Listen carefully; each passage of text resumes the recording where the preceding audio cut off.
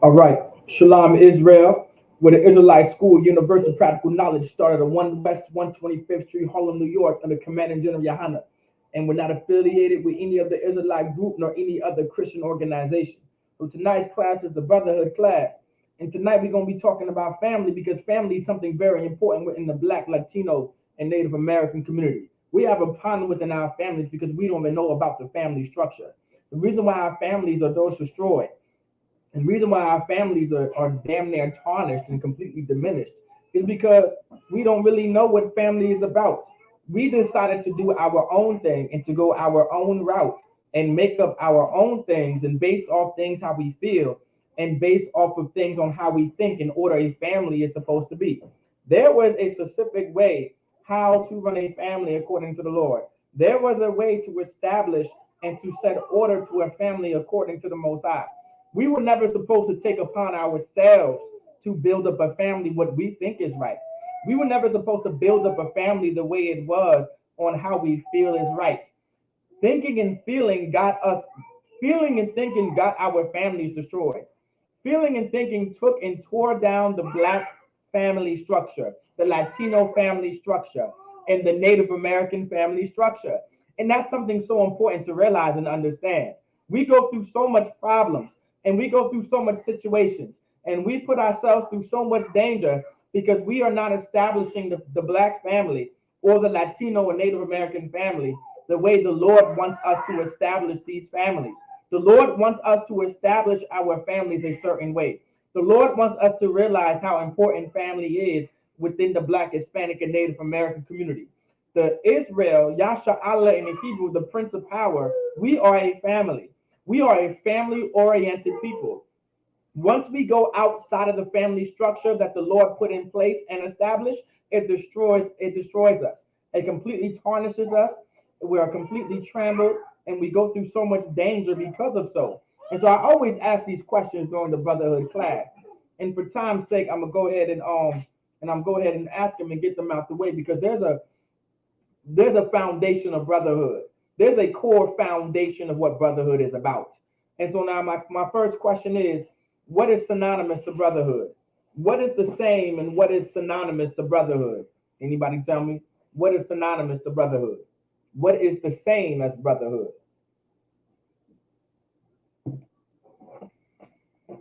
Because tonight's class is the brotherhood class, right? So we're going to have to know this information.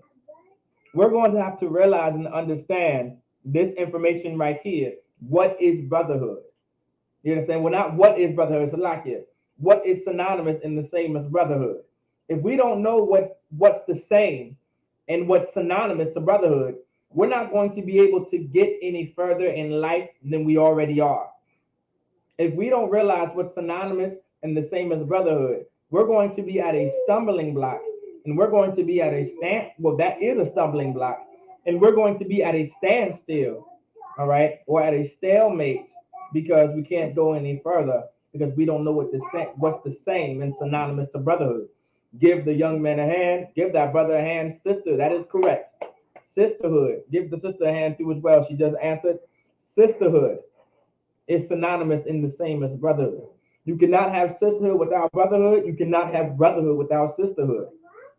If we can't get past that point that brotherhood and sisterhood are the same and they're synonymous with each other, then we're just going to be stuck. We're not going to be able to get anywhere. Sisters matter just as much as brothers matter. Brothers matter just as much as sisters matter. You understand? Brothers are brothers, sisters are sisters. But together we're a family. Together, brothers and sisters, we are a family. Y'all heard that what was that movie back in the day? I guess it wasn't back in the day. I believe it was a remake of it. I guess it was back in the day. They made a remake of it in the 2000s. What was it called? Dream Girls or whatever. I remember I was I remember way back. I believe Dream Girls came out in the early 2000s. I don't remember. But I remember my mother loving the movie because it was an old movie and it was a remake of the movie. And there was a song. It was a song in the movie called "We Are a Family." I believe Eddie Murphy and some other brother and sister during the movie were singing that we are a family. Well, I brought that up for a reason because brothers and sisters are a family, and brotherhood and sisterhood are very essential. You understand? So now, if brotherhood and sisterhood are synonymous with each other, and brotherhood and sisterhood are the same, now my next question is, what is brotherhood and what is sisterhood? We think brotherhood is when we wear the same clothes and rocking the same jewelry and we got the same shoes on, we go to the same places, we eat the same food. We think that's what brotherhood is. We think sisterhood is having the same purses, buying the same makeup brands, wearing the same clothes, making sure you're the part of the same sorority. We sorority sisters and all this type of stuff. That's what makes us, that's what sisterhood really looks like and all this type of stuff. No, that's not what brotherhood is, nor is that what sisterhood is. Now, will you get that from brotherhood and sisterhood? Absolutely. You will get that eventually from having brotherhood and sisterhood. You'll wear the same things. You'll start speaking the same. You know what I'm saying? You'll start walking differently. Well, you'll start walking the same. You know what I'm saying? And walking differently from each other. That is a thing. That will happen. That is true. That is something that will happen through brotherhood and sisterhood. But brotherhood is something, and so is sisterhood, and that's something that we want to talk about in tonight's class too, because this is going to get us to the foundation of what brotherhood and sisterhood is. So, what is brotherhood and what is sisterhood? No, that's not what it is. Not necessarily. You're skipping ahead, sister. No sweat, Aqua. You're skipping ahead. That's not it. But that is skipping ahead. Think about the question. What is brotherhood? What is sisterhood? Give it one more shot. There's a word that you need to say before you say that.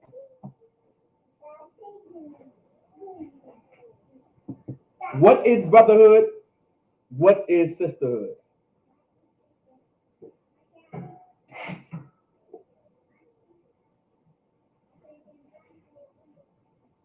Love for our people regardless. Okay, okay. You're not wrong, soldier. But pick, okay, out of your sentence, because I'm gonna work with you here, because you're right there. The brother said, and that's a good response. Love for our people regardless. I understand, right? That's a good response. But only choose one word out of that entire sentence, and that's my answer. I'm damn near giving it away. All right. Read your sentence and choose one word out of that sentence, and that's my answer. What is brotherhood to? What is brotherhood and what is sisterhood? Okay, the Aquaption got it, and the brother also got it. Most High in Christ, love. Love is what brotherhood is. Give y'all a hand. Damn right. That damn right. Brotherhood is love. Okay, brotherhood is love. Sisterhood is love. Okay, just to let y'all know. All right, just to let y'all know. All right. The brotherhood class. Y'all have me for 2 or 3 more weeks. All right, for the brotherhood class. All right, y'all have me for about 3 more weeks of this brotherhood class, because I'm gonna be passing down this class to an excellent brother. All right, Officer 50 Quashah. He's gonna be teaching the brotherhood class in the next 2 or 3 weeks or so. All right, most likely he'll get approved. All right, he has he'll get everything set up so he can start teaching the class. He wants to teach the brotherhood class. So of course I got to give every brother their opportunity, to teach this word of the Most High, especially if they taken an oath and earned the obligation to do so. So y'all got me for like 2 or 3 more weeks of this brotherhood. So y'all better be taking y'all notes, all right, and also be coming to class too for the brothers brotherhood class, because I'll be in it too, right, watching this classes too, and watch this excellent brother flourish in this truth. All right, I'm gonna watch this brother flourish in this truth, and I want to see other brothers come into this truth and flourish just as much. Do you understand? All right. Eventually, y'all might just see me only teach the Hebrew class. No sweat. You know what I'm saying? But that's of the Lord. Brothers and sisters need to flood into this truth to learn their culture. But you guys answered that question correctly. Brotherhood is love. Sisterhood is love. That's what brotherhood is.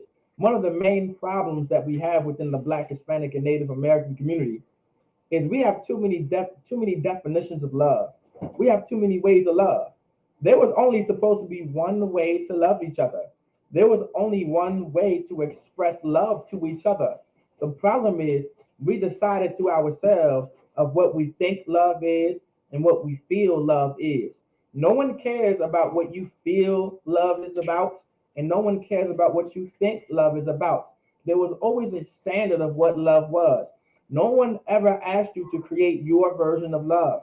The problem of the Christian church and the problem of society and the problem through our oppression, we thought it was okay, no thanks to having a free spirit and being taught that you could be a free spirit and God's free will and all this type of stuff. We thought it was okay to make up our own way and definition of love. And the Lord never established that.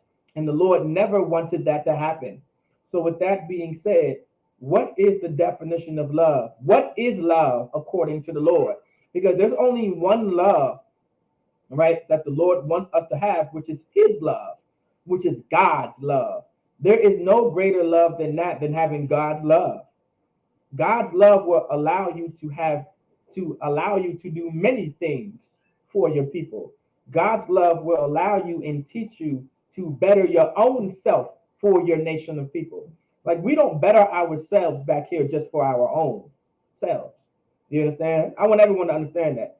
We don't come to class every day and we didn't come into this truth to better ourselves just for ourselves. We came back here to better ourselves for our entire nation of people because we understood one day through us, everyone else can eventually come into this truth and better themselves. If I was able to make myself better, then I'm going to show the next brother and sister that they can make themselves better.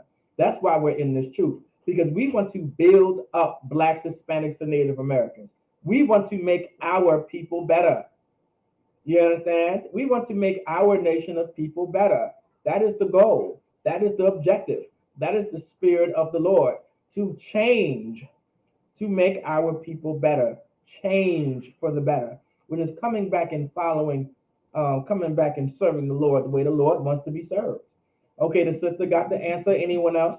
What is love according to the Lord? What is God's love? Because that's the only love that matters. A lot of our people think they know what love is. A lot of people say, love feels like this and love looks like this. And I think love is when you feel like this, and love is when he does this to you, and love is when she does this for you. And everyone has their own way of love. Like if we have too many different definitions of love and different ways of love, there's going to be complete disorder throughout the Black family. There's going to be complete disorder throughout the Black, Hispanic, and Native American community. If we have too many definitions and ways of love, then the love that we have is going to cause chaos, because my love is different from yours and your love is different from mine. And you teach your children one way to love, and I teach my children another way to love. And once we start teaching different ways of love, now we love each other differently. And then we wonder why marriages aren't lasting. And we're wondering why the divorce rate is so high in the Black community and throughout America, in the Black family, and throughout the Black, Hispanic, and Native American community. You're wondering why we're killing each other, murdering each other, stealing from each other, sleeping with each other's wives, leaving our women to get another woman when we were supposed to keep them both. Like there's a reason behind all of that, because we are not loving the Lord the way we're supposed to love the Lord. We do not love each other the way the Lord wanted us to love each other. We just don't know how to love the way the Lord wants us to love. It's just that simple. And that is correct. That is absolutely correct. Love is keeping God's laws, statutes, and commandments. That's what love is according to the Lord. That's what love is according to the Bible. Love is keeping God's laws, statutes, and commandments. It's not anything else. It's not what you think. It's not what you feel. It's what you might want it to be. That's not what it is. Love is keeping God's laws, statutes, and commandments. And that's the foundation of building up strong Black families. That's the foundation of building up true Black, Latino, Native American ethics according to the Lord. Can you bring me to my precept, Bobo Prashad, about what love is? Go ahead and get it for me when you can, Bobo Prashad Soldier. The water for that.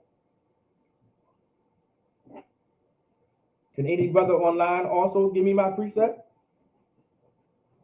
If you don't know, that's fine, but you're going to learn tonight on what love is according to the Bible and the precept on where it is. And I mean the bedrock precept. There's plenty of precepts to teach our people what love is. I want y'all to understand that. There's plenty of precepts throughout the Bible, maybe a good 4 or 5. But there is a foundation of one, the bedrock, undebatable. You got it from me, soldier?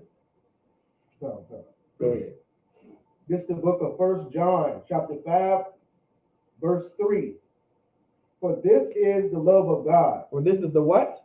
The love of God. Like the Lord said, this is what love is right here. This is the love of him. This is what the love of God is. Meaning it's not what you think it is. It's not what you feel it is. It's not what you might want it to be. But this is what love is. Y'all understand that, right? Everybody's getting what I'm putting down. Go ahead, soldier. That we keep his commandments. That we what? That we keep his commandments. Like that's what love is. Love isn't a feeling. Love has always been an action. Love is something that you do. Love isn't something that you feel. You understand? Love isn't something that you think. Love is something that you do. There's an action behind the word love. Love itself is a verb at times. It's not describing anything. Love is an action. Love is something that you do. And what is that love? It said what? That we keep his commandments. That we what? That we keep his commandments. That we do what? That we keep his commandments. Love is not eating shrimp and lobster. It said what? That we keep his commandments. Love is not worshiping these other gods. It said what? That we keep his commandments. Love is not having dreadlocks. It said what? That we keep his commandments. Love is not leaving your husband to get another man just because he gets another woman. It said what? That we keep his commandments. Love is not leaving your wife to get another woman due to the fact that your other woman said it's either me or her, and she gave you some goddamn ultimatum in order to keep your family, in order to keep your relationship, or to keep your marriage. What is love? That we keep his commandments. Love is keeping a family together. What is love? That we keep his commandments. Love is having 2 or 3 wives and never leaving them. What's love? That we keep his commandments. Love is having a wife and not leaving her for another woman. It said what? That we keep his commandments. If you do decide to get another woman, you keep them both because that's what love is. Love is what? That we keep his commandments. Love is not being a murderer. It said what? That we keep his commandments. Love is not getting tattoos. It said what? That we keep his commandments. Love is when you are a man, you don't have sex with another man. Love is what? That we keep his commandments. Love is if you are a woman, you don't have sex with another woman. Love is what? That we keep his commandments. I pray you guys get the point. Love is keeping God's laws, statutes, and commandments. Love isn't anything else. This is what love is according to the Bible. I know some of y'all may not like to actually love. Some of y'all just want to hate. Some of our people choose to hate. According to the Lord, we just choose to hate. But the Lord never wanted us to actually hate, meaning to not keep his laws. The Lord wanted us to love because this is what's going to keep black families together and to fix the black home. You understand? If you want to raise up strong, beautiful children, and you want to raise up strong sons and delicate and sweet daughters, you're going to have to know what love is. You're going to have to know how to keep God's laws, statutes, and commandments. I pray you understand. Go ahead, soldier. And his commandments are not grievous. And the commandments are what? And his commandments are not grievous. And his commandments are not grievous. His commandments are not hard. We believe his grievous means to be hard. All right? Meaning it might bring you through some hardship, or it says hard, meaning difficult. It said what? And his commandments are not grievous. His commandments are not grievous. His commandments are not hard. But I will tell you what is hard. It's hard for you to not teach your son not to murder, and now he's a tyrant in the black community, and he ends up killing someone else's son, and now they have to bury their 16-year-old son. Now that's hard. And then now, because your son murdered their son, now your son is facing life in prison or 20 years to life without parole. Now that's a hard life out, right? I know some of y'all understand that. That's a hard life, ain't it? Does that sound like a good life? That I mean, if y'all let me know, that must be the life. Maybe I'm missing out, right? I must be missing out. I must be missing out of all the fun, right? I must be missing out of burying my son at 16 and mourning for 3 to 5 years because now my son that I raised up from birth is now gone and I'll never see him again. I must be missing out on the fun. No, that's not what love is. You understand? That's not what love is. And that's hard. That's a hard life. We as a people, we make life harder than it has to be. You understand? We make life harder than it has to be. Life doesn't have to be this hard. But when we decide to not follow what the Lord said to follow, and we choose not to do what the Lord says to do, life is hard. Life becomes difficult. Let's make life easier and keep the Lord's commandments so we don't have to suffer and go through so much hardship and pain when it comes to raising families and establishing a community the way the Lord wants us to establish a community. How about we do that? I mean, it's just a shot in the dark. Just maybe we don't want our sons to be murdered and gunned down on the streets like dogs. Just maybe. Maybe we don't want our sons to be buried at 16. Maybe we don't want to see our daughters all over the internet on Instagram asking for subscribers so they can get paid as long as they twerk naked and do whatever the hell they want to do on OnlyFans and on Instagram and all this type of nonsense. Just maybe we would want to live like that and not go through those kind of hardships. Just maybe. I mean, it's just a shot in the dark. Maybe we want cancer. Maybe we want all the heart attacks. Maybe we want all the diseases. Maybe we just want to live the most horrible life ever and making our life harder than it has to be because we enjoy it. Maybe that's what we want. I mean, I doubt it because we complain about it every goddamn day. I mean, I don't know. I'm just some crazy person on the internet, apparently. Any more on that? That should be it. Give me Genesis chapter 2. Let's start at verse 23. We're going to get into the lesson about family ethics, man. But a family foundation, a family structure, what marriage is about. Like, we got to understand what marriage is, all right? Because that's something very valuable and important. There has always been a structure within the Black, Hispanic, and Native American community to properly raise up a family. Family is something very serious within the Black community. And we have to first find out how you create a family. Actually, for time's sake, go straight to 24 if you can. Genesis chapter 2, verse 24. And we're going to break everything down, you understand? And we're going to get into the nitty-gritty of things. I know there's some new faces in class. There's some brothers and sisters that may have not been in class for a while. So, brother, tell you how y'all was shy for coming to class. Keep coming to class. Don't forget about this truth. Don't allow your pride to get the best of you. Don't allow your pride. Don't allow your situations in life to stop you from serving the Lord. Don't allow that to happen. Don't allow yourself to be weak. You still have an opportunity out there to be strong. I want everyone to understand that. You still have an opportunity to be strong. Do it. Be strong. Come into the truth and be strong. It's not too late. You're in class. You're in class right now. It's not too late. Be strong. Be an adult.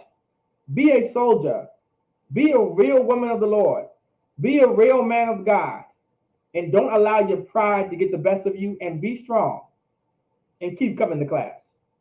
You understand? Don't allow your heart to faint. Keep coming to class. Because not everyone can do this.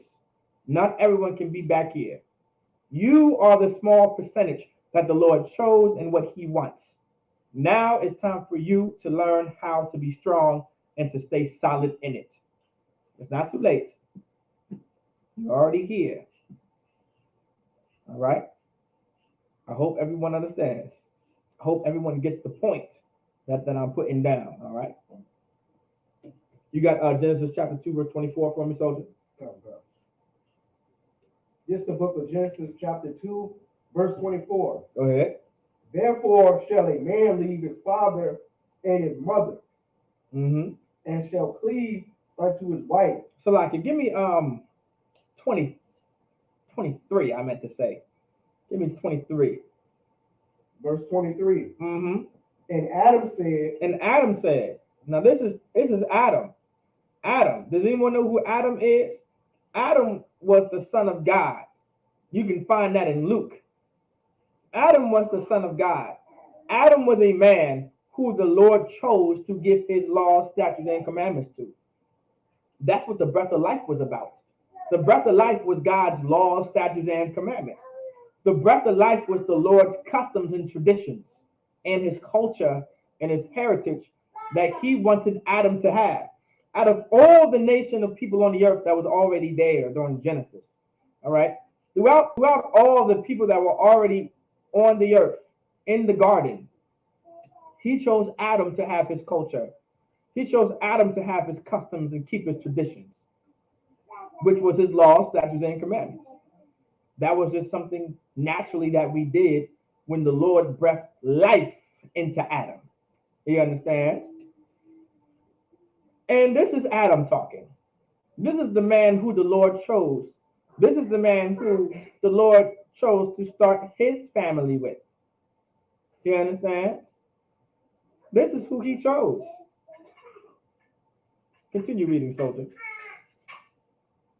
and Adam said, this is now bone of my bones. Now I said, this is bone of my bone. Go ahead. And flesh of my flesh. So the Lord is saying right here, this is what Adam is saying. So like Adam is saying, once he laid down with Eve, right? Once he laid down with this woman, all right? Meaning he had sex with this woman. If you guys did not realize, Adam and Eve had sex, all right?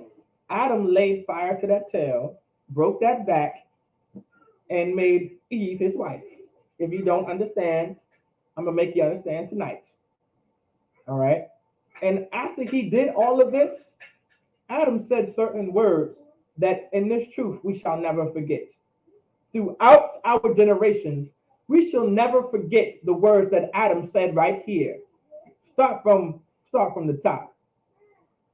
And Adam said, this is now bone of my bone. Go ahead. And flesh of my flesh. So when he said this is bone of my bone and flesh of my flesh, can anybody tell me what that means online? Bone of my bone and flesh of my flesh. What in the hell does that mean? Can anybody tell me what the hell that means? Can anybody tell me? What does that mean? Bone of my bone, flesh of my flesh. Anyone online and in class? Now, before y'all answer too, I want y'all to give me my precept to it. It said y'all are one. Okay, bone of my bone, flesh of my flesh. Okay, I see the brother family. That's correct, family. Now, I'm not going to say y'all are one, not yet. All right, not yet. You're not incorrect, okay? But we didn't get there yet. But that was very close. All right? Bone of my bone and flesh of my flesh is talking about family, meaning we are a family. You understand? When Adam laid down with Eve and he laid fire to that tail and he broke that back and he gave her whatever the hell he gave her, after that, they were family. You understand? Give me 2 Samuel chapter 5, verse 1. And then we're going to get back to Genesis. Hold Genesis, but give me 2 Samuel 5 and 1. We're going to prove that the bone of my bone and flesh of my flesh is talking about family. Now remember, the Bible is spiritual. And Genesis right here is very, very spiritual, meaning as a people, we talk spiritual. When I say you're my blood, am I saying you're my actual blood? Like you're the blood that runs through my veins? Like you're the literal blood that runs through my veins? No. Well, if I say you my blood, I'm saying you my kin, you my family, because you come from my bloodline. You come from my people. You come from my family. That's what that means in the Bible. That's what that means in the scripture. So when we say that's the bone of my bone and the flesh of my flesh, if you read 2 Samuel 5 and 1, you understand? He said, we're going to get right here in 2 Samuel 5 and 1. I believe that there's another event when I believe not Lot, but who Laban, when he seen Jacob, right? No, was it Jacob? Yes. When Laban seen Jacob, he said, You are my bone. Like he said that, you the bone of my bone, because you're my family. You clearly are my family. Once Jacob said who my father was and who my mother is, he said, Well, you are my bone. You are my bone because you are my blood. You are my family. Like this is truly a black man, Latino man's book. And we got to understand that fundamentally to understand the ethics and the foundation, the structure of a black, Hispanic, and Native American family. Read 2 Samuel 5 and 1, Baba Koshai. Let me see if this is the right one. Let me see. Read 2 Samuel 5 and 1, Baba Koshai. Then came all the tribes of Israel. Now, there came all the tribes of Israel. Now, remember, the tribes of Israel is a nation of people. The tribes of Israel is literally a entire nation of people. You got Simeon, Levi, Judah, Benjamin, Issachar, Naphtali, I already said Issachar, Zebulun, Gad, Asher, Reuben, Manasseh, Ephraim, you name it. I may have named them all. I may have missed maybe one or two. Salakia, it always happens. I don't know why, but I always miss one or two for some odd reason. But you guys get the point. Like these are the 12 tribes of Israel, and we are an entire nation of people. You understand? Go ahead. To David, unto Hebron. So they went up to King David, which is a person, King David. And King David was also a what? He was a Jew. He was an Israelite. He was of the 12 tribes of Israel. Y'all get the point. Go ahead. And spake, saying, Behold, we are thy bone and thy flesh. It said, we are thy what? Thy bone and thy flesh. Because we are the same nation. We come from the same people. We are of the same, read my mind, read my thoughts. We are the same family. That's what the Lord wants us to understand right here. So when Adam did what he did with Eve, they became a family because sex is marriage according to the Bible. Some of y'all may not want to hear this, but if you lay down with a man, if you give him fellatio, if he gives you congolingus, I'm using these technical terms so I don't get flagged, okay? But you know, fellatio, y'all know what fellatio is. If you don't know, look it up. All right? If you don't know what congolingus is, go ahead and look it up. But that's oral sex from a man or a woman. I believe fellatio is when a man receives oral sex, and congolingus is when a woman receives oral sex. So sex is marriage according to the Bible. You understand? If you laying down with a woman and you doing the whatever, and you playing the Temptations and Al Green and Marvin Gaye and all these, you know, Prince and all these songs, and you know you doing whatever you doing, and Casey and JoJo and Blackstreet and you know Tony, and you know y'all just having a good old time. You just married that sister, and you just married that brother. You was throwing that thing back, won't you? That's your husband now. You was giving her that work. That's your wife now, and that's something to be understood. And now you're family. Give me my precept that sex is marriage, y'all. Do you know that by heart? If you don't, know it by heart. From this point on, Exodus 21 and 16. I'm sure you knew it by heart, though. I'm just saying, anyone also online too as well. Remember these precepts by heart to prove that sex is marriage according to the Lord. And I'm also going to do you one better. All right, I'm going to do you one better as well. Not do you one better because this is the foundation. But I'm going to prove to you that sex is marriage when when Isaac married Rebekah and when he went into his mother's tent. I'm gonna go ahead and get that for you guys. All right. Like this is something so important to understand. Sex is marriage. Sex builds families. Like how can sex not create a family when the possible chances of you having children through sex is very likely? You damn near have a 90% chance of creating a child once you have sex with a woman unprotected. Damn, you know, and it's still, even if you are having sex with this woman protected, there's still a damn near 40% of this sister getting pregnant and having your children. How is sex not marriage? How is sex not creating a family? We think we can just have sex with whoever and whenever.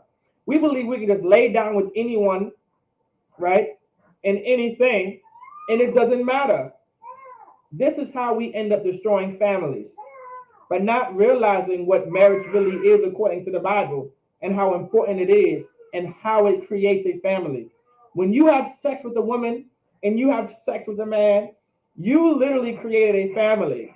And it's best to understand the foundation of that family so you can create that family and raise that family up properly, which is through love, which is God's laws, statutes, and commandments. And we're about to get one of his laws that creates a family. We're about to give you the law that states how a family is created and how a marriage is created. When we don't follow these laws, we end up destroying ourselves. When we do not keep the Lord's ordinances, we end up destroying the black family and the household. You're wondering why sisters are raising kids on their own? Like no sister on this earth, no black woman, and no Latino, Hispanic, Native American woman should have to raise 4 to 5 kids by themselves and on their own. I don't know about you, but I would never want to see a sister raise kids on their own. It hurts me. It makes me so sad that my women have to raise their kids on their own. No other nation of people on this earth have to raise their children on their own the way black women do, and the way Latino women do, and the way Native American women do. It is so sad. It's absolutely horrifying to see something like that. And some of them embrace it. Some of them love it. Some of them says this is, it's damn near the best thing since sliced bread. But it's so horrible to see our sisters in that condition. That's because we don't follow that sex is marriage. Go ahead. This Exodus chapter 22, verse 16. And if a man entice a maid that is not betrothed. So if you entice a maid, like you spit game to a sister. I know some of y'all brothers may not want to hear this. All right. Well, nah, y'all may want to hear this. But some of y'all sisters need to hear this too, man. Entice means spit game. The Lord, listen, the Israelites been spitting game since Moses. It said to entice. How do you entice a sister? Oh, you look beautiful. I love your hair. I just love your natural beauty. Ooh, look at that. I love your nails. You know what I'm saying? I like the way you talk. I like the way you walk. How about I take you out a little bit? You know what I'm saying? Oh, you must get that from your mama, don't you? Ooh, I know you got that from your mama. You know how to entice a woman. You know how to sweet talk the sister. Give the sister a hand, sweet talk. You know how to sweet talk a sister. And listen, every sister falls for some sweet talk. You can be the damn near the ugliest man on the earth. You sweet talk a sister, those panties coming off. Salakia. You understand? They coming absolutely off. You understand? My son laughed a little bit. He must understood the joke. You understand? But at the end of the day, all right, you enticing the sister, you enticing the maid. All right, go ahead. And lie with her. Salakia, go start from the top. I want you to focus on not betrothed. Salakia, I missed the point there. One more time, soldier. And if a man entice a maid that is not betrothed. That is not betrothed. Salakia, I missed this point too. Not betrothed, meaning you can't talk to a sister that's already talking to a brother.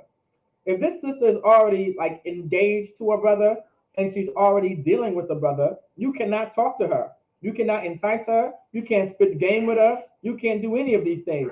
You can't do it. It's within our law saying, listen, we can only talk to a sister that's not betrothed, meaning she has to be absolutely single. All right, go ahead, soldier. Hey, Adelam, go sit down, Bubukusha. And lie with her. And what? And lie with meaning her. lay fire to that tail. It said what? And lie with her. You break that back. It said what? And lie with her. You give her a good old time, whatever the case may be. It said what? And lie with meaning her. you have sex with her. To lie with her, meaning you have sex with her. That's what that means. Go ahead. He shall surely endow her to be his wife. Meaning you have to make her your wife. Now she's your wife. Now she's your woman.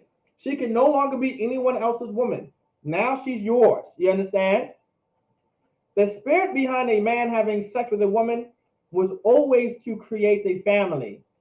It was always in the concept of, if you like this sister, and let me explain, all right? It's okay to have a natural desire. It's okay to have a natural lust for a sister. It's okay to have a natural lust and desire for a brother. There has to be like a natural good lust that you're going to have, meaning a strong desire.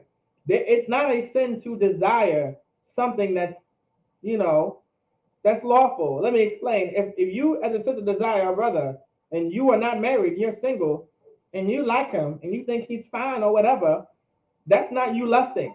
That's you're good. That's lawful. That's natural. That's a natural feeling, or that's a natural whatever desire to have. There's nothing wrong with that. If you are a brother and you see a sister and you know she's completely single and you desire that sister, all right, there's nothing wrong with that. That's a natural lust. That's a natural desire. Because remember, lust just means a desire. Now when you desire something that's evil, that's against the Lord, like a woman that already has a man. You understand? Or you desire that brother when he has a woman and you want him all to yourself, so you give him an ultimatum to leave his first woman. Now that's a terrible lust to have. And I know some of y'all sisters didn't want to hear that, but I know some of y'all sisters out there, maybe none of them in class. All these sisters that are in class are beautiful and righteous sisters, and they would never do something like that. But them sisters in the world, they desire brothers with a woman, and their entire objective is to take them from their man, to take them from their woman, and to take that woman's sister and leave her alone. Do you know how unsisterly that is? Do you know how evil that is? Now that's a non-righteous lust. You guys get the point, all right? I just wanted to break that down a little. But once a man has sex with a woman, that's the creation of that family. Now the sister asked a good question right here. Give me Genesis 24 and 67. I believe that's the precept that I was going to go to next. Give me Genesis chapter 24, verse 67, and then we're going to go back to Genesis chapter 2 to finish off. Because we have to understand how to create a family. Because we have to realize the creation of a family is how you keep a family. You understand? Once you have sex with that woman, once you have sex with that brother, you can't leave. That is now your family, and you guys build together. And you guys deal with each other for the rest of your lives. Because from the beginning, divorce was not so. That's what Christ said. So the law of Christ, there is a law of Christ. And the law of Christ is to not leave your husband if he gets another man. And as a man, to not leave your woman to get another woman. You have to keep them both. That's the love of Christ.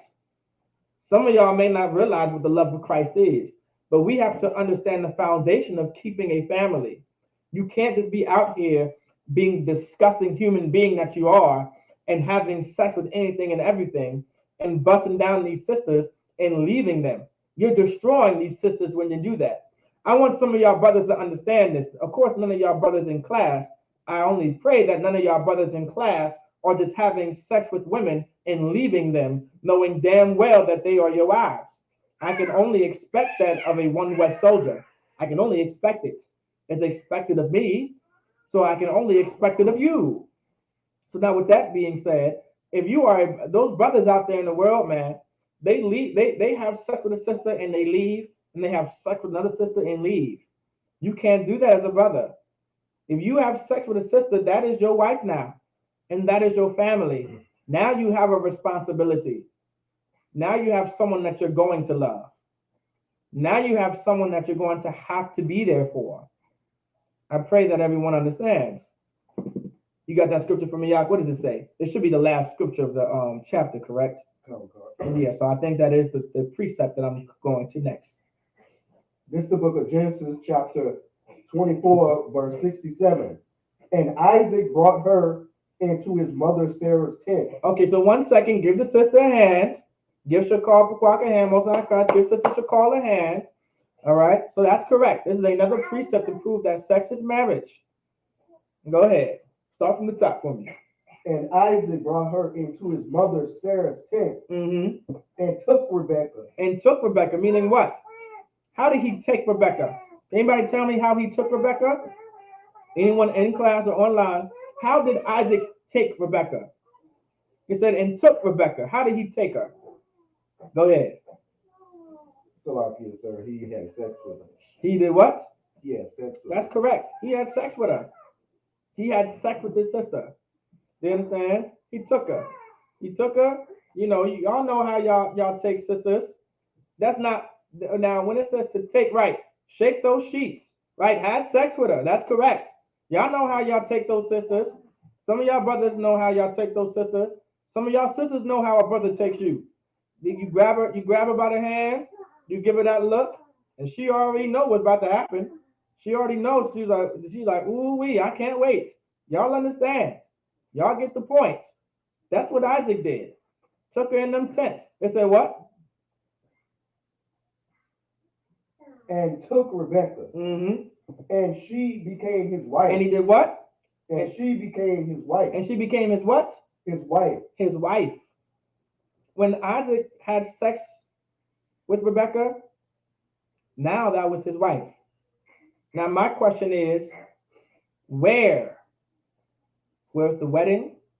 Where was the ring? Where was the license? Where was this legality of that they were married together and all this type of stuff? Where was it? The spirit behind it all was the sex is what completed the marriage, because sex has always been marriage. All right?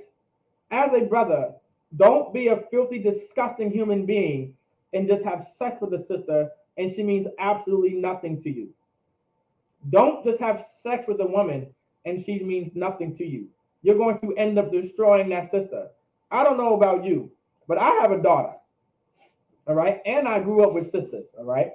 So maybe I may sympathize with a little bit of sisters when their feelings get hurt. Salakia, all right, but I might sympathize with sisters out there just a little bit when their feelings get hurt because of some prick. Now, of course, they may have not known the truth, but we know the truth now. And so, any brother out there, tell these other brothers out there too that the truth is sex is marriage, and don't be a prick. Don't be that dirtbag that just wants to have sex with his sister and she means nothing to you. Let that sister mean something to you. You mean you had sex with her, didn't you? So now she's just a piece of tail. Now she's a piece of air to you. Now she's a piece of kitty to you. That's how sisters become whores. You're wondering why sisters are just whores? Because you make them out to be. Some of y'all may not want to hear that as brothers, but you make sisters out to be whores when you decide to treat them like nothing and just use their box because you just want to get some, you wanted to ejaculate because you want to, whatever. You get the point. All right. I don't need to go into detail, but you guys get the point. We destroy sisters that way. How about we understand how to keep a marriage together and how to build up black families together the proper way? Sex is marriage. You understand? That's what that is. Care about the sister. Be there for the sister. You lay down with her. Now she's your responsibility. The problem within the Black, Hispanic, and Native American community, we no longer have a sense of responsibility once we lay down with someone because sex was now used for just pleasure and leisure. Now, sex is pleasurable. Absolutely. God knew what he was doing. Listen, I don't know about you, but I give prayers to the Lord for these reasons. Salaki, just kidding. That was a joke. I pray for the Lord for other reasons. All right, but it's a beautiful thing. You understand? It's a great thing. And it feels great. But that's not what it's all there for. There's a responsibility that you owe to that sister if you're a brother. And when that man lays down with you as a sister, all right, or Slakin as a sister, when that brother lays down with you, now you also owe a responsibility to him. Now you're his wife. You owe the responsibility of what? Can anybody tell me that responsibility? Can anybody tell me online or in class, what is that responsibility that that brother owes to his wife? And what is that responsibility that that sister owes to that brother? Can anybody tell it to me? If you guys can answer this correctly, you'll truly have a breakthrough through this class. Bring me back to Genesis chapter 24. Genesis chapter 2, verse 24. So like it.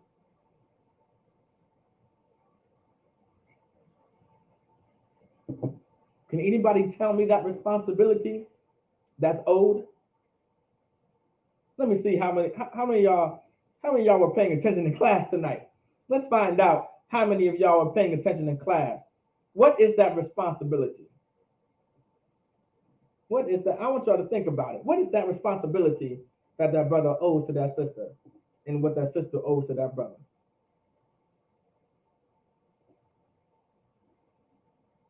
And God damn it, I may want a precept. I might just want a precept. But you put your hand down when I said it, huh? No, I'm just joking. You good? You too wild. Okay, I see some answers. Okay. I'm gonna find out who's right online. Okay, let me get the brother's answer. Go ahead. The duty of marriage, which is set. No, that's not the responsibility. I see some answers online and they're good now. Some of them is good, but I'm not gonna lie to y'all. Only one got it completely right. Only one got it completely right. So I want y'all to change y'all answers if y'all can figure it out who it was. All right. Now these are all good answers though. You want to give it one more shout out?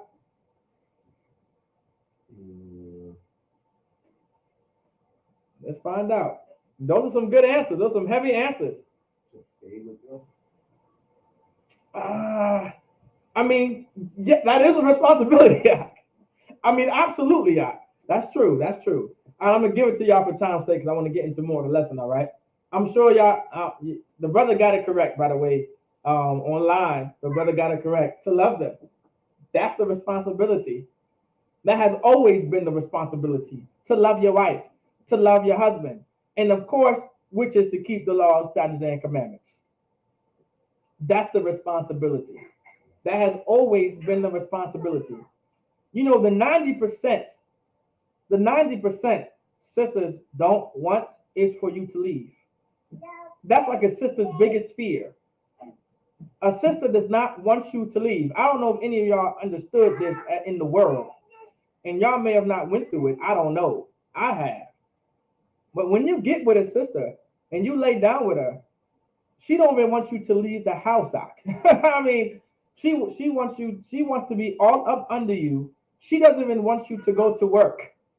She doesn't even want you to go anywhere. She does not want you to leave at all. And then you decide to leave her for good. You just destroyed her. You completely destroyed her entire. I don't know what sisters. I don't know what the words that sisters use, but you destroyed her entire mental. You destroyed her entire everything. You understand? Sisters do not want you to leave. I don't know if anyone. I mean, the sisters are saying I'm saying something right, so I must be telling the truth. Salakia, that must solidify what I'm talking about. But sisters do not want you to leave. That's 90%.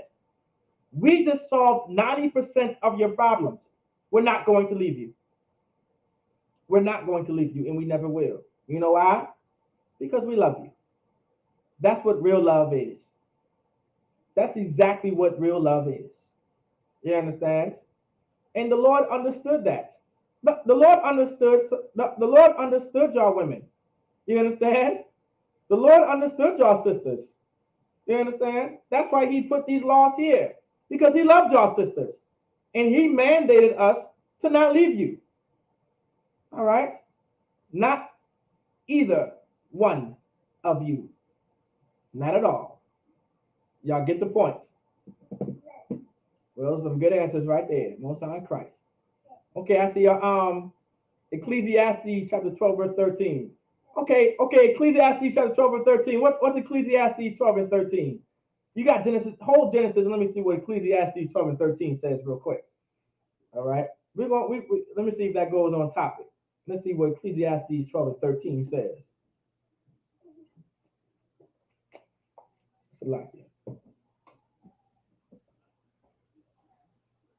Y'all don't forget to put your name, city, and state. All right. Make sure y'all sign in and check in. Don't forget to put your name, city, and state so you can get attendance for class. But let's find out. What Ecclesiastes 12 and 13 says? What does it say, soldier? It says, Is this talk? Is the conclusion of all things? Is this the conclusion? So like, I think I read the Bible too much. Maybe I read the Bible too much, but I figured that's what it was. Well, let's find out. Go ahead. Let us hear the conclusion of the whole matter. Let's hear the conclusion of the whole matter. Go ahead. Fear God. There you go. And keep his commandments. For this is the whole duty of man. Damn right.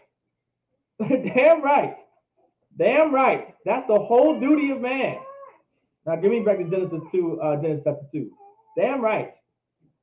That's a beautiful precept right there. That's the conclusion. You understand? That's the conclusion of the entire matter. Just keep God's laws, statutes, and commandments, and life would not be hard. And then we can finally establish families the way the Lord wants us to establish our families. Go ahead and read 24 for me. Therefore shall a man leave his father and his mother. Did we finish 23 or la'a? Salaki. Did we finish 23? Go ahead and just read from the top of 23 so we can finish it out. And Adam said, this is now bone of my bones and flesh of my flesh. So this is when, Adam and Eve, they got married and they became a family. They had sex and they became a family. Go ahead. She shall be called woman. She shall be called what? Woman. Go ahead. Because she was taken out of the man. Because she was taken from man. Because she was taken out of his family. That man isn't talking about an actual man. That man is talking about the man, meaning like mankind itself, meaning his family. All right, because the context of everything is talking about family, because she came from his family. Okay, that's why she was called a woman. All right, go ahead. Asha in the Hebrew. There shall a man leave his father and his mother. So this is the cause. All right, this is what it says. It said what? Therefore shall a man leave his father and his mother. So therefore shall a man leave his father and mother. Because of this marriage, and because now there's a responsibility that he has for this woman, and this also goes for a man, this also goes for a sister too. You also leave your father and your mother because of so. And that's spiritual. That's not saying you don't keep in contact with your mother and your father anymore. That doesn't mean you don't visit family anymore just because, you're married.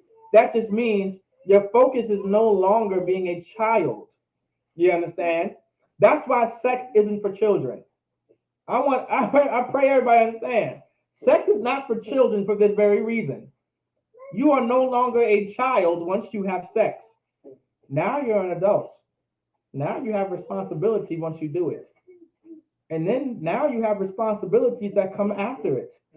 The possibilities of these teenagers getting pregnant out. And some, we all know a lot of our sisters out there in the Black community, we get pregnant very young. They get pregnant very young. Some of these brothers become teenage fathers. So we know there's a great responsibility that comes with sex. When you have sex, you are no longer a child. That's why the Lord says, for therefore shall you leave. Therefore shall a man leave his father and his mother. Because now you are no longer a child. You no longer have to, how can I say this? In our culture, if you got married off, you are no longer under the responsibility of your father and your mother. They're no longer teaching you. Now you're a full-grown woman, and you're an adult. You can live life. You can make simple decisions. You know what I'm saying? You know how to clean yourself, wash yourself, do your hair. You're a woman. You get the point. You can work now. You can get a job, all this type of stuff. You're a woman now. You understand? You can do all these things now. That's why you're able to have sex, because you can take care of yourself if need be. You can get a job if need be. You know how to change, whatever. You get the point. When your friend comes in town and your cycle is there, your flowers there, you know how to properly deal with it. You're not a child anymore. No one's teaching you how to change you guys get the point, all right? And as a son, you're no longer under the authority of your father. He's not telling you how to do certain things. He doesn't have to tell you to take care of the house the way the house is supposed to be taken care of and take care of the yard the way the yard is supposed to be taken care of, and how to wear a belt, and how to pull up your pants, and how to wear your shoes, and how to dress properly. Now you're a full-grown man. You know how to do this on your own. So you're no longer a child. You understand? So when the Lord says, therefore shall a man leave his father and his mother, because you are no longer a child anymore. Now you're an adult because you are married. You had sex. And now you have a responsibility. We have to realize before you have this sex, you might want to know what responsibility is. You can't just have sex because it feels good. There's a responsibility. Even though it does feel great, it's not just there for you to feel good. Now there's a responsibility. I pray everybody understands. Continue reading, soldier. And shall cleave unto his wife. Because now he's going to cleave unto his wife. Just like a sister would cleave unto his husband. Go ahead. To her husband, Salaki. And they shall be one flesh. And that shall be what? One flesh. And they shall be one flesh. They shall be one flesh. What does that one flesh mean? Anybody tell me? What does one flesh mean? Anyone online or in class? What is that one flesh? I know you know the answer, soldier. I'm going to give them some time to answer. And I'll still call on you. But what is that one flesh?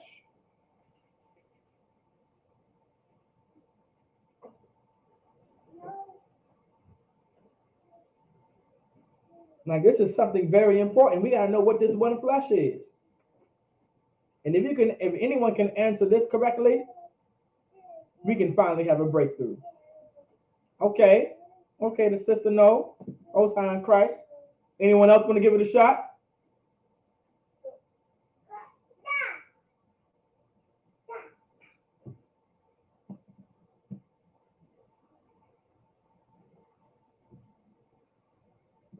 Go ahead and give me the answer, brother. One family. One family.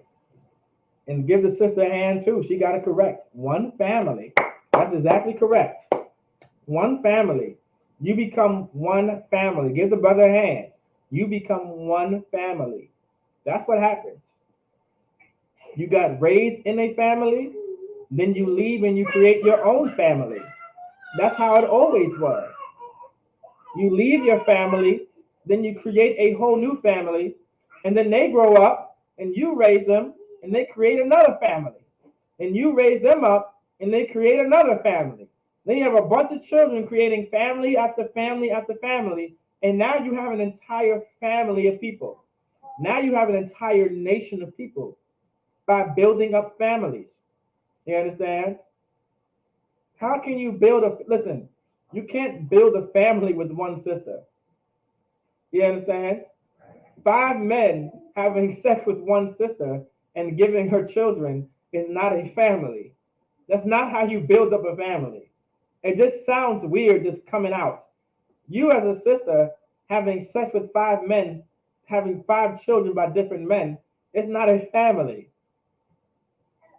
That's not a family. That's not how it works. They all have different fathers. They all have different lineages. They all come from different, who knows what nation they may come from. You understand? That's not how you build a family. And then so you're talking about 5 men are going to be over one woman? So now I'm going to share this woman. No man is going to share a woman like that at all. No man in their right mind is going to want a woman that has sex with 4 other men and have children by them. Not at all. You understand? And that's naturally.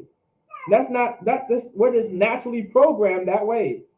The Lord understood what he was doing when he created these laws and gave them to Adam from the beginning. Men have a natural state of mind, just like women have a natural state of mind. And the Lord created laws based off of it because he created you. Does everybody get the point? That's just the reality. You understand?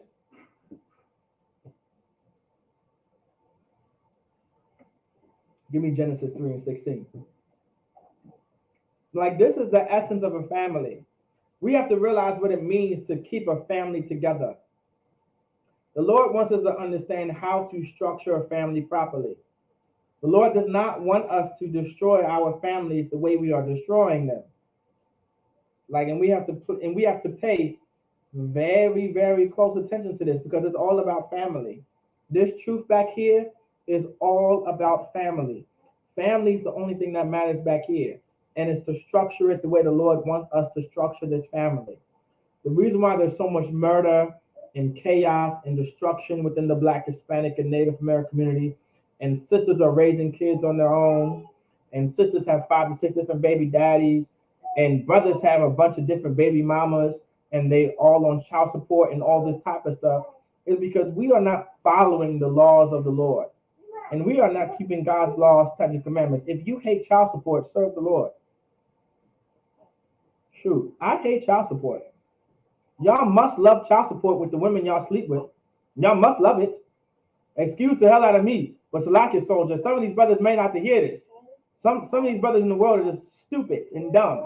They must love child support. They love it. It's almost like the sisters that they choose. It's like, listen, brother, you are going to go on child support with this sister. When you have sex with this sister, you are going to be on child support. This sister is going to run you through the dirt. This sister does not care about family. She just wants to have sex with you. You understand that, right? And now you just gave her a child. She does not want to be with you. And then you, being the dummy that you are, you think that you're going to get another woman without her finding out. And now you have a kid with this sister. She's going to leave you out because she's not in the truth. And all she did was wanted to have sex with you. And now you're on child support. Well, guess what? You're going to do the very same thing with the next sister because you're dumb. And you're stupid. It's just that simple. You're dumb and you're stupid. Stop being dumb and stupid. Unless you love child support, then just continue to be dumb and stupid. And not create families the way the Lord wanted you to create families. Know how to properly learn how to create a family through God's laws, statutes, and commandments, the way the Lord wanted you to create these families. So goes for the sisters. Let's not have all these baby fathers out here. Be with the one man the Lord said for you to be with, and have his children and create families so they all know who their father is. You understand? So he can raise them and be in their life. Fathers are important to be in a child's life, just as much as it's important for a mother to be in their children's life. They need the comfort of a mother and the discipline of a father. Every child needs it. Y'all get the point? You got that scripture for me, soldier? Go ahead and read it for me. This is the book of Genesis, chapter 3, verse 16. Mm-hmm. Unto the woman, he said. It said, unto the woman. So the Lord is talking to who? The Lord is talking to Eve in this scripture right here. And the Lord is going to say something real heavy to Eve that some sisters fail to realize and understand what the hell they are supposed to do and how they are supposed to live. And brothers have to understand this too. Nowadays, Salaki soldier, I don't know if you heard this before, but apparently men have become so weak now, no thanks to the Christian church. We want to be submissive. I heard some rumors out there. Y'all let me know if I'm not telling the truth. But this is just what I heard. Men want to be submissive now. Men no longer want to lead. Men no longer want to be in charge of anything.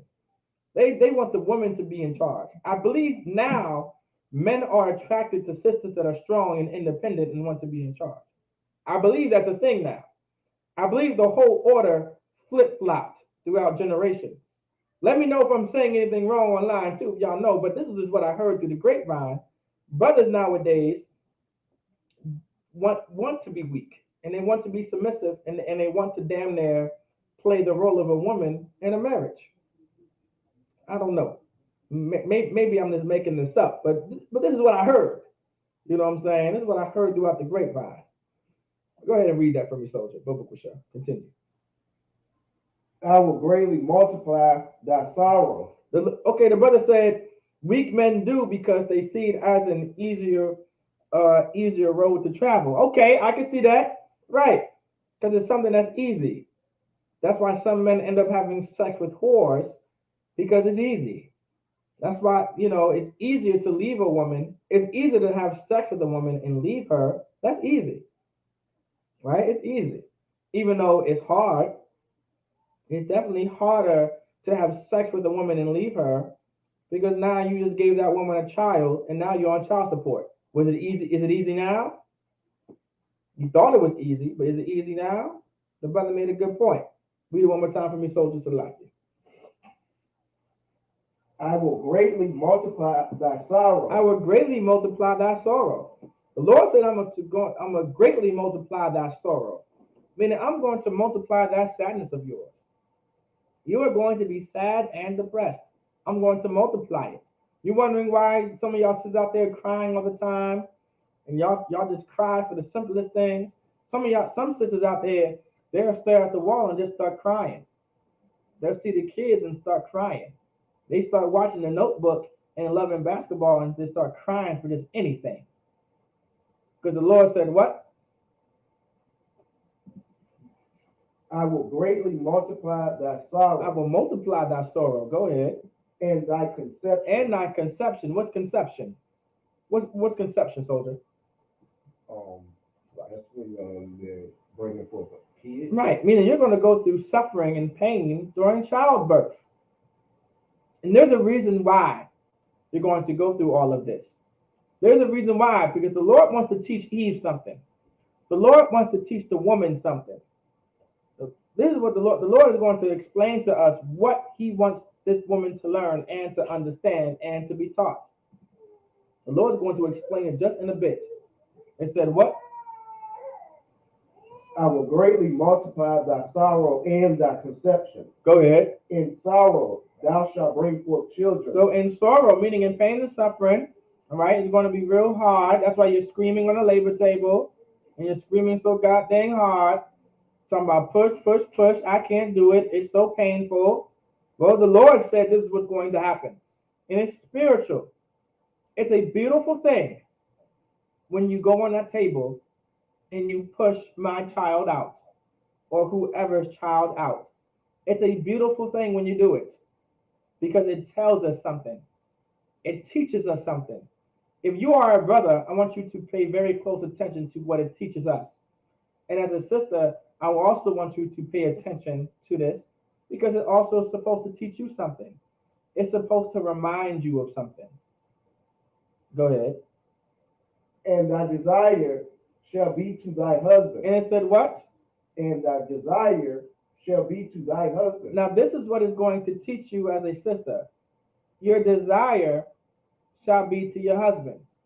Meaning you should only want to be your husband. The reason why you're pushing this baby on your damn near deathbed, on your table, because you desire that man. You wanted to have sex with that man. You found him attractive, and you seen that he was a strong brother, and you wanted to create a family with him. At least you were willing to by having the sex with him. And now you're on that table, and you're about to give birth to the most beautiful Black, Latino, Native American child ever. Let that desire be to your husband. Let that desire be to you, to who you opened your legs up to. Not to your pastor, not to your bishop, not to your uncle, not to your daddy, but to who you call daddy for those 5 minutes or 10 minutes or 30 minutes or to an hour. I don't know. I don't care. But you get the point. Go ahead. And he shall rule over thee. Read that one more time, soldier. And he shall rule over thee. And he shall do what? Rule over thee. And he shall rule over thee. Now, as a sister, what is this going to teach you? As a sister, this is going to teach you something. All of this pain and suffering and sadness that you go through, it's supposed to teach you that a man is supposed to be over you, that you need a man. And there's supposed to be a man over you in being the authority and the power over you. The Lord said what? And he shall rule over thee. And he shall rule over thee. He shall be like a ruler to you, a leader over you. That's give the sister a hand. That's what it's supposed to teach you. That's what it's supposed to remind you of. That this man that you lay down with and who you have this child with, he is your ruler. He is your leader. He is the one. And some of y'all sisters hate to hear this word, but I'm gonna say it. Some of y'all sisters just completely despise this word, but I'm going to say it. Control. He's the one that controls you. He's the one that's supposed to be in control of you. You understand? Some of y'all sisters talking about, he played me. He played me. Well, guess what? He's supposed to control you. He's not playing with you. He's supposed to control you. He's supposed to be over you. He's supposed to be teaching you and guiding you and protecting you. He didn't play you. You think he's playing you. All right? Just because he got another sister doesn't mean he played you. All right? Just because he gets another woman, he didn't play you, sis. All right? You're going to end up playing yourself in a minute if you don't realize that this is of the Lord. Don't leave that brother if he gets another woman. This is your leader. This is your ruler. This is your power. The Bible said what? And he shall rule over thee. And he shall be what? Rule over thee. Now for the brothers, what is this going to teach you? What does this teach you as a brother?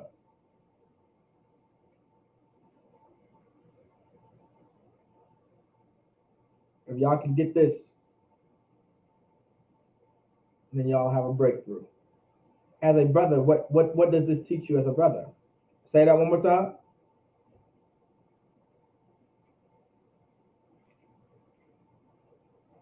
Read that one more time for me, so the book will show.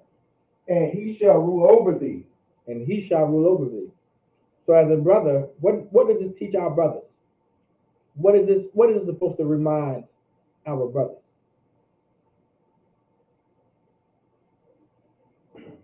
Okay? You want to give it a shot, soldier?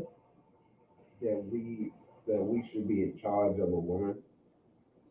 There's one word I'm looking for.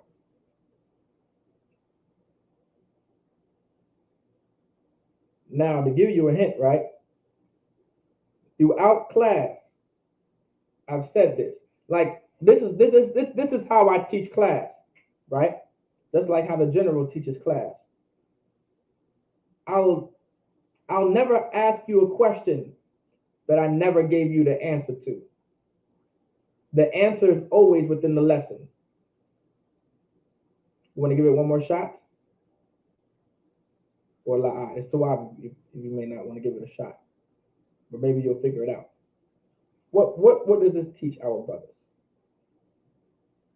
To be in charge. La. Even though that's a part of it, but that's not the word I'm looking for. There's a word I'm looking for.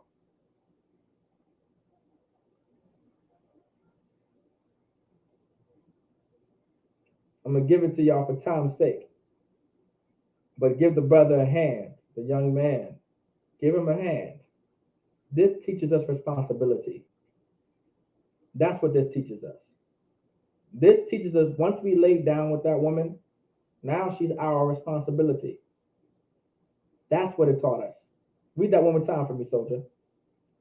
And he shall rule over thee. And he shall rule over thee, meaning he is going to rule over this sister, meaning once you had sex with that sister, she's your responsibility.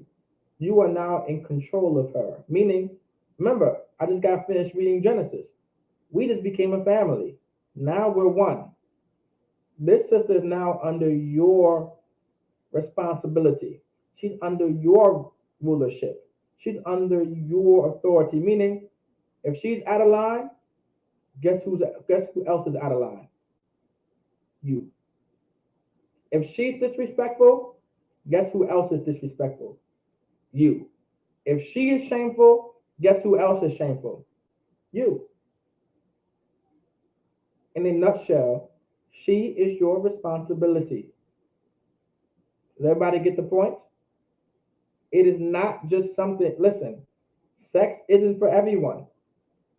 Marriage obviously is not for everyone because it's a serious matter. All right, a very serious matter. Read that part one more time. And he shall rule over thee. And he shall rule over thee. Sisters, understand this. Listen to your man. Listen to you. Listen to who you lay down with. You understand? You were just on your back 3 weeks ago, and now you took a test, and now you're pregnant. All right? Listen to that, brother. All right? You talking about I'm the head, I'm the HBIC, I run things here, and all this type of stuff. No, you don't. You were just on your back 3 weeks ago. Salakia. All right? I don't want to hear it. Not at all. The Lord put this in the Bible for a reason. It said what? And he shall rule over thee. And he shall rule over thee. He shall be in charge of you. All right? I pray you guys get the point. I pray you guys understand. Give me 1 Timothy chapter 4, verse 2 and 3. All right?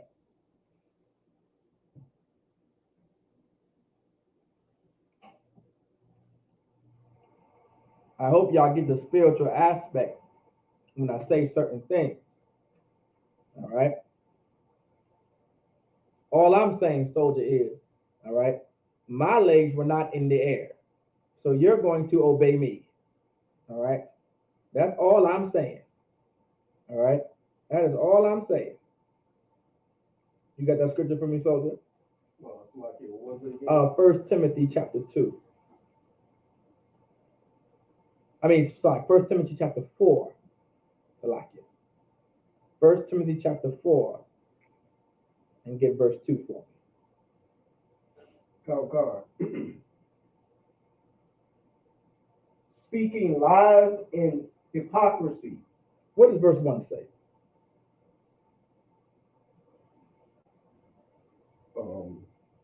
Now the Spirit speaketh expressively that in the latter times some shall depart from the faith. Okay, yeah. Let's start from verse 1 to get some context. Giving heed to seducing spirits.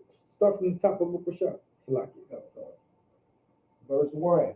Now the Spirit speaketh expressively. So now it says, the Spirit, that's talking about the Spirit of the Lord. Speaketh expressively. Go ahead. That in the latter times some shall depart from the faith. Some shall depart from the faith. Some shall depart from the truth of the Lord when it comes to keeping his laws, statutes, and commandments. There's going to come a time. Does anybody know what that time is?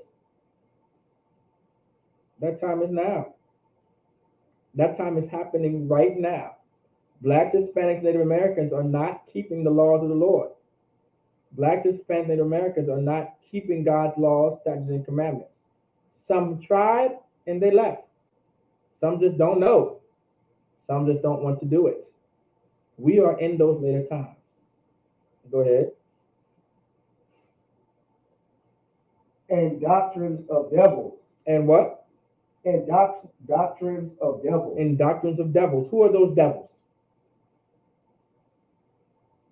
Anybody tell me who those devils are? Like, we have to understand all of this to realize why our families are destroyed and why we can't get anywhere in life. Now our communities are destroyed. There's so much murder, rape, molestation, because we are not doing what the Lord said to do. You're wondering why your marriages fail and you completely hate and despise your husband and you hate and despise your wife, is because we are following under the doctrines of devils. The doctrines of devils is referring to our oppressors' religion and these other nations and races of people's religions and their philosophies and their culture. Read that one more time, soldier. And doctrines of devils. Go ahead. Meaning deceivers. Go ahead. Speaking lies. Speaking lies, because it's far from the truth. It's not what the truth is. But our brothers and sisters, they completely eat it up. Go ahead. speaking lies and hypocrisy. Hey, what? Lies and hypocrisy. What does it mean to be a hypocrite? Meaning you say one thing and you do another. Go ahead. Having their conscience seared with a hot iron. And having their what? Their conscience seared with a hot iron. And their conscience seared with a hot iron. Meaning what? Their state of mind is completely cut off with an iron. Meaning it's separated from what the Lord wanted you to do. Go ahead. Forbidding to marry. It said what? Forbidding to marry. To do what? Forbidding to marry. What does it mean to forbid to marry? Can anybody tell me what it means to forbid to marry? Like there are doctrines on the earth, and there are philosophies on the earth that teaches our people to forbid to marry. We don't realize how evil it is to forbid each other to marry. Meaning that you can't do it at all. You understand? We cannot forbid anyone to marry. We cannot take anyone's right of marriage away. And I pray you understand. We can only advise you that marriage may not be for you, but we cannot forbid you to marry. All right? We cannot lawfully do so. All right? And no one can lawfully do so. So what does it mean to forbid to marry? Anyone online or in class, what does that mean?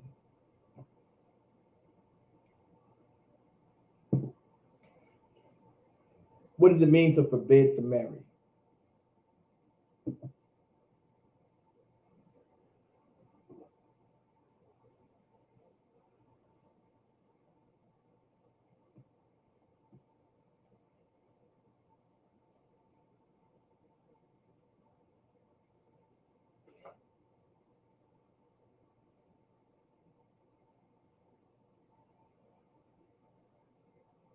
Anybody want to give it a shot? What does it mean to forbid to marry?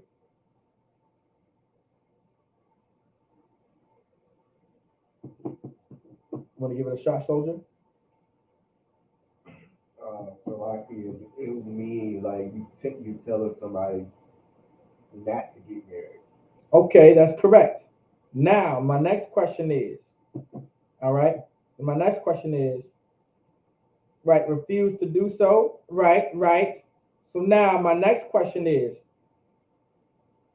give me a practical example, all right, forbidding someone to marry. And then tell me who does it. Who forbids to marry on the earth? Can anybody tell me a doctrine of a devil that forbids you to marry? That's my full question. Give me a doctrine of a devil that refuses you to marry. Let's see how many Christians are back here. Let's see how many Christians came to class today. Because after tonight's class, I'm going to wipe the Christianity off of you. All right? There's no sweat. Give me the doctrine of devils that forbid you or anyone to marry.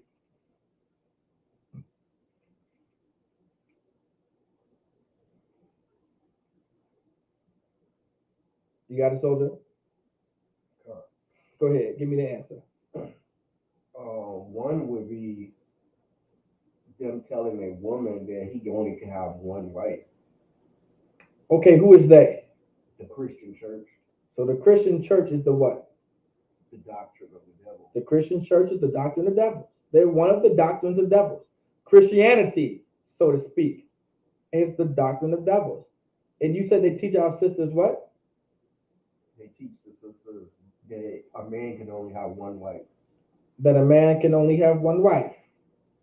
Okay, that's true. Anyone else? Someone give me another practical example and expound on what the brother said. How? Well, maybe I should ask this. Now, what the brother said is correct, but now, how is that forbidding to marry? Can anybody tell me how that's forbidding to marry? How is the Christian church telling a woman a man can only have one wife forbidding to marry?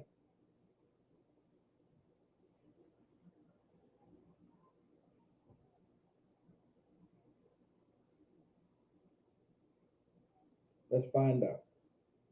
Let's see who knows. Let's see.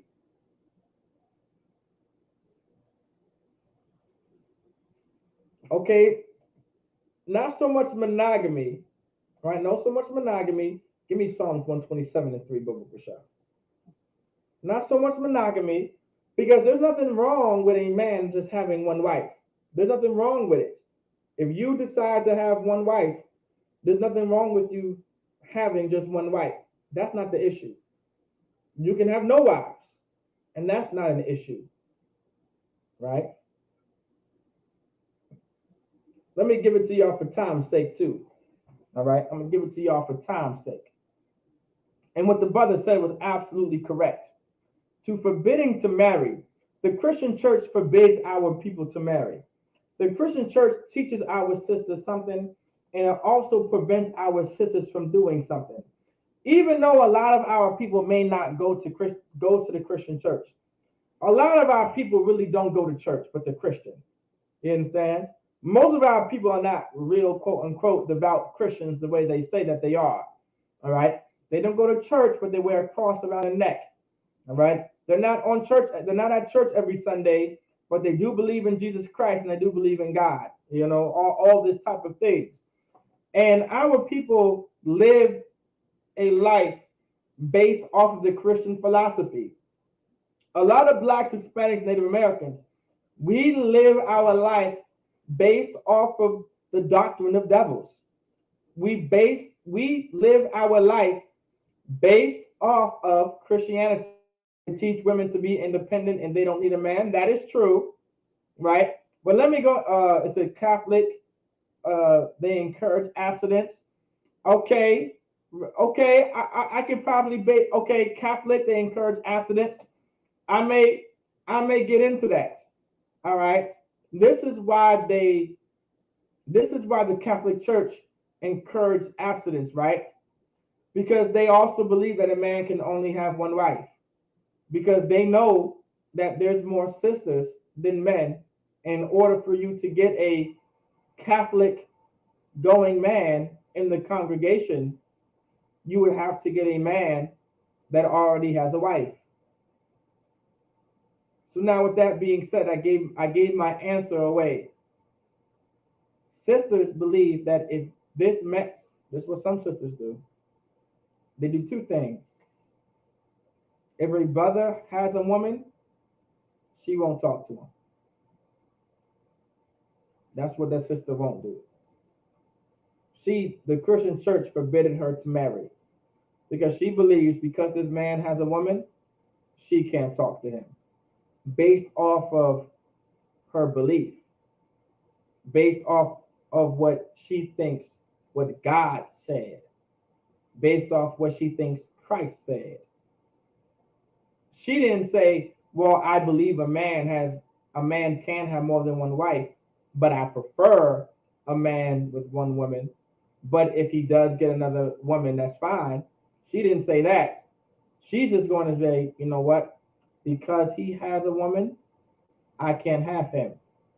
That means I need to find a man that doesn't have a woman. And now she's single for the rest of her life. And then she just has sex with a bunch of deadbeats and a bunch of terrible brothers. And now she's a baby mama with 3 men, or 4, or 8, or 6. Who knows? The Christian church forbids our sisters to marry. This is what she'll also do. She'll also tell you, okay, you have a woman, but in order for us to be together, you have to leave that woman to be with me. And she gives that brother an ultimatum. She forbids our first, that's committing adultery. That's for and foremost. But this is how the Christian church forbids our people to marry. They take a man's right away, right, from getting another woman for whatever the reason may be. You understand? And I want you to understand, give me the definition of emasculation.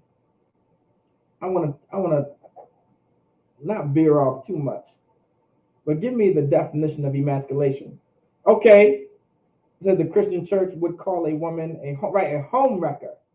If you decide to get with a man that already has a wife, you're a home wrecker, when that was never the case. The Lord never said such a thing.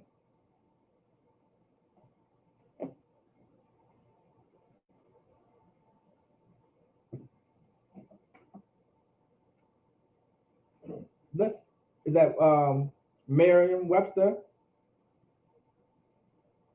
Now it said, okay, emasculation. The sister says stripping a man of his masculinity. That's true, but let's find out what it is. That's part of it. Emasculate. To deprive of strength. So emasculation is to deprive of strength.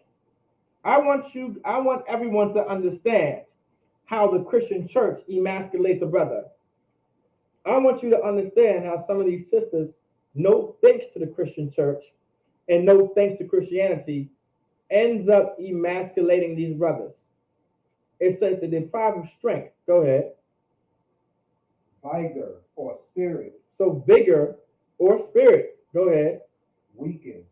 Or weaken. This is how you emasculate a brother. Go ahead. To deprive of virility or procreative power. It said what? To deprive of virility. Fertility. Fertility or procreative power. Or castrate.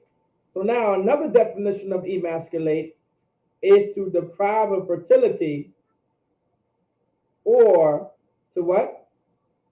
Or procreative power. Or procreative power. What does it mean to procreate?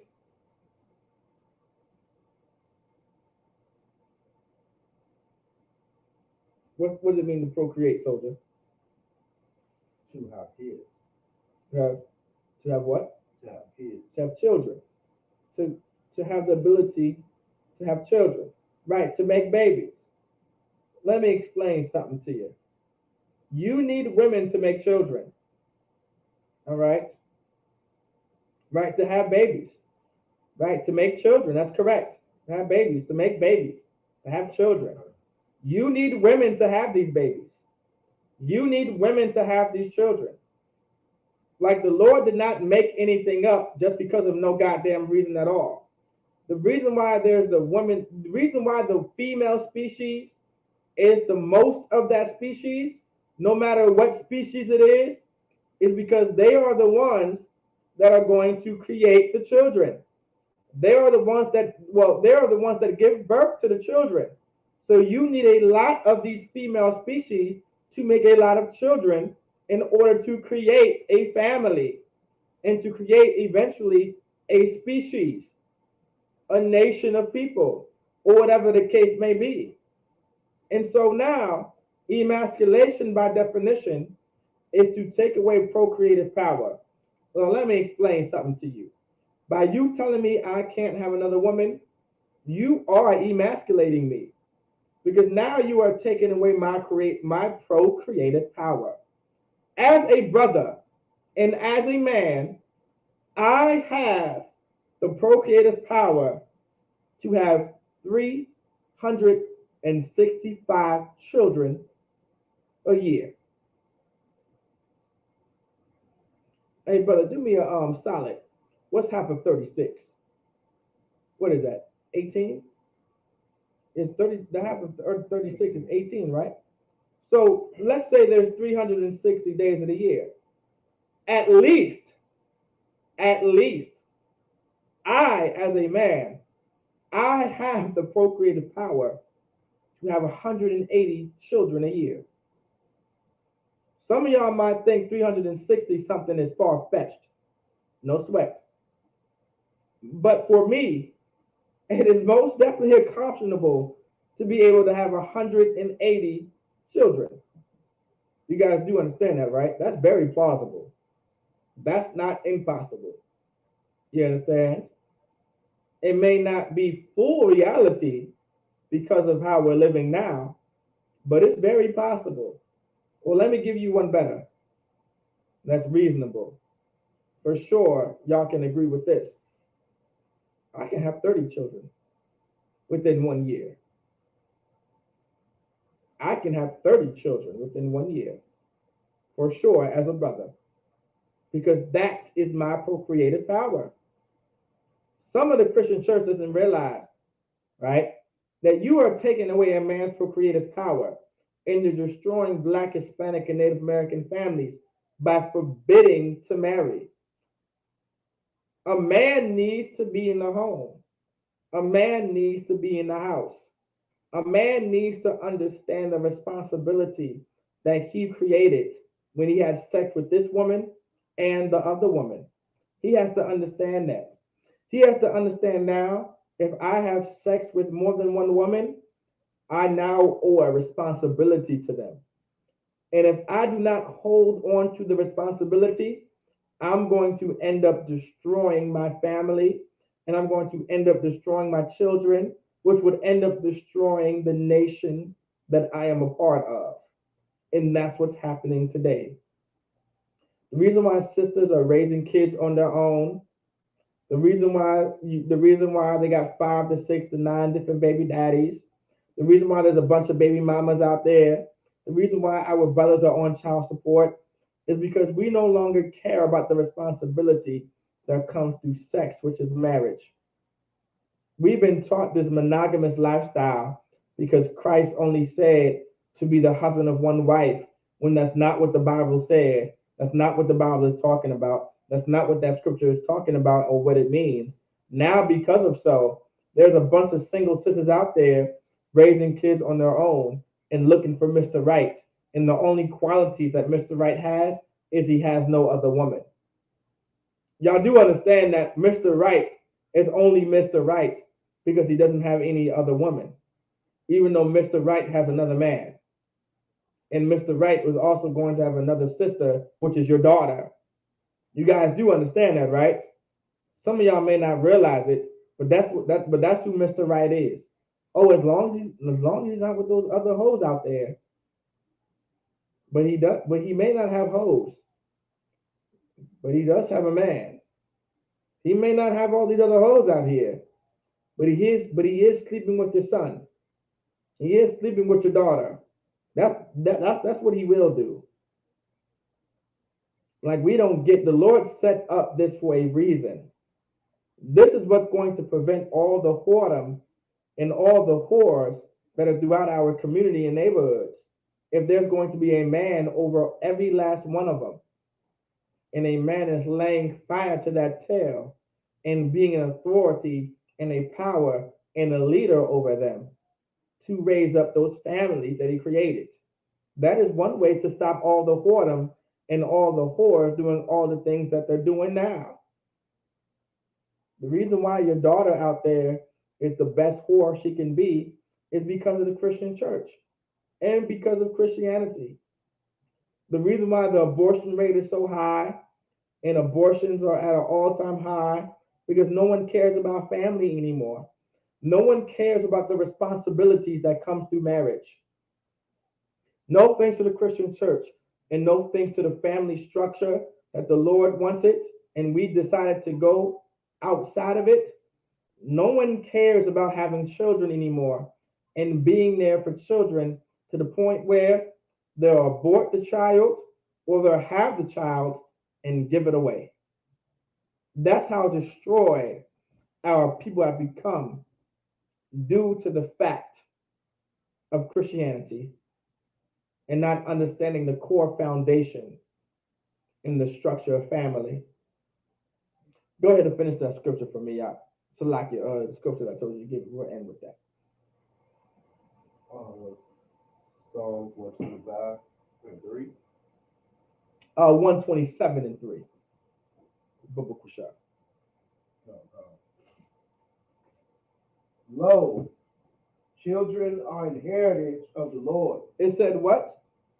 Children are an heritage of the Lord. Like, we have to understand one thing right here.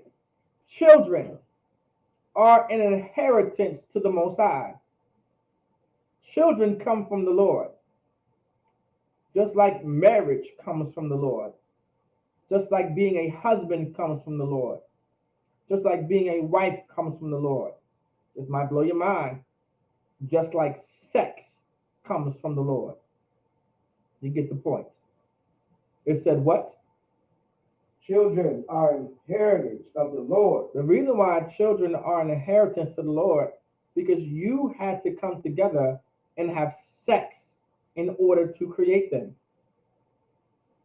It's an inheritance unto the Lord. You had to desire a sister, or you had to desire a brother, and then you laid with that brother, and you laid with that sister, and now you have a child. You understand? Now you have children, whatever the case may be. The Lord said what? Children are a heritage of the Lord, Mm-hmm. and the fruit of the womb is his reward. In the fruit of thy womb. It said what? And the fruit of the womb is his reward. In the fruit of thy womb is his reward. We don't realize by not teaching sex is marriage, but not teaching the importance of family and the responsibility that comes with having a wife, the responsibility that comes with being a husband. We believe the things that come with that sex does not matter. Children come with having sex. Children come with blowing that back out, legs in the air, Marvin Gaye, Temptations. Y'all get the point. Casey and JoJo, Blackstreet, Tony, New Edition. You get the point. Children come through that. And it said what? And the fruit of the womb is his reward. And the fruit of thy womb is his reward. Now, because of all of that, we don't care. Now, having a child isn't important. Now we no longer feel now we no longer have the obligation. We don't feel the obligation towards this child. Whatever growing in your womb, you no longer have a sense of obligation to this child because you had your legs in the air. You no longer have obligation to you now. You no longer have an obligation to this child when you was blowing that sister's back out. Now, because of the evil person you are, no thanks to the Christian church destroying the family structure, and no thanks to our oppressor destroying the family structure. Now, as a brother, now you think you can tell that sister, well, you can just get an abortion. Or I don't know if it's worse, or it's not worse, but just as bad. You are no longer in that sister's life to raise that child for whatever reason it may be. Because you no longer have a sense of responsibility. Now, it may just be for the reason that she keeps pushing you away because you decide to get another woman. It could be for that. All right? But now, with that being said, I'm not weak enough to allow a woman to push me out of my child's life. All right? You can push me away and not want to be with me because I decide to get another wife. That's fine. But you'll never be able to keep me away from my child. And you'll never be able to make me feel like I shouldn't be there for my child. Why? Because I owe a responsibility to him. What did the Lord say? And the fruit of the womb is his reward. Go ahead. And arrows are in the hand of a mighty man. So are children of the youth. And so are children of the youth. Because just like there's an arrow in what? In the hand of a mighty man. Because arrows are what? What are arrows to a mighty man? Anybody tell me what arrows are to a mighty man?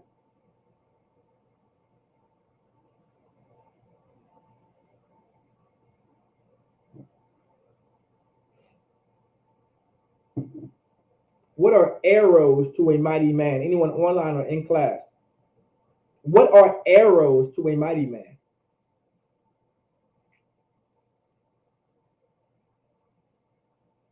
A mighty man would be a what? Like a warrior or a soldier.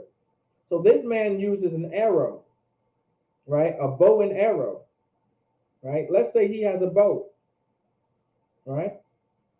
And in order to use that bow, he needs arrows. Okay, right? They are okay. A bow is a weapon to a mighty man. Why? Okay, so you guys are close. So now, why is that weapon important? Oh, Salakia. Goddamn.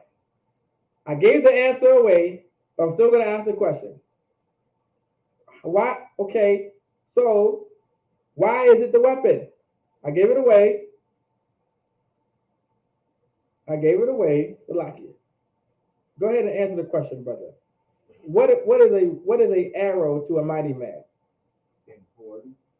It's important. A weapon is important to a soldier.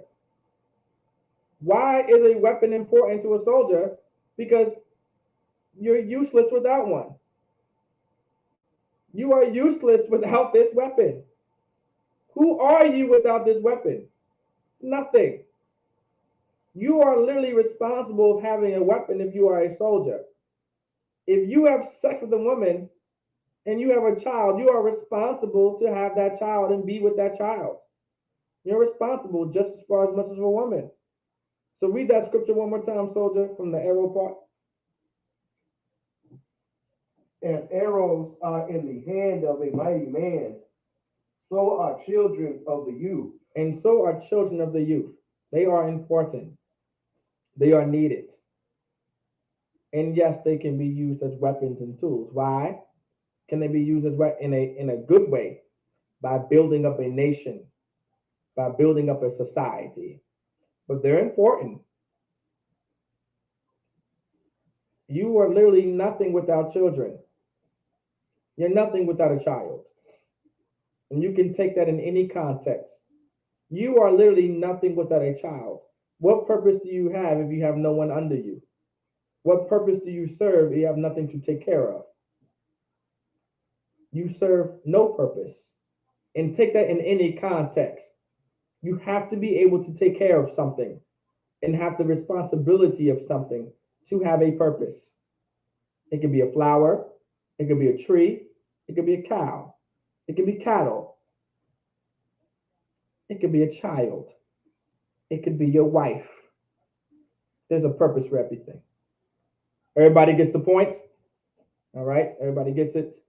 With that, I say shalom with the Israelite School of Universal Practical Knowledge.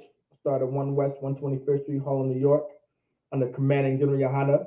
And we're not affiliated with any other Israelite group or any other Christian organization. And with that, I say shalom.